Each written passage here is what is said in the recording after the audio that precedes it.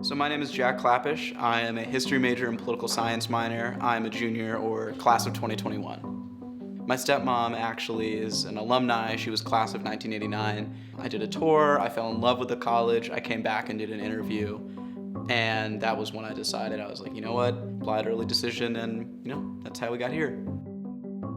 Probably my favorite experience was my Scribner seminar, which was a mix of sociology, history, political science, and gender studies.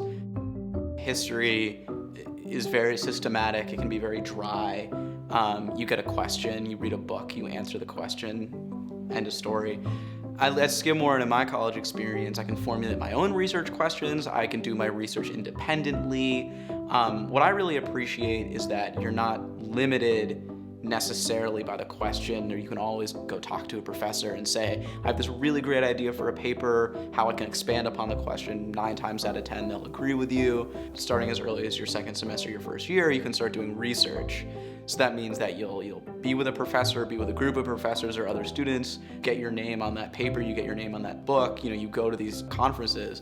So I feel like at a lot of bigger institutions where you feel like you kind of have to wait your turn to get to know your professor, get close enough to them to ask to do research, you can do it pretty much the second you walk in.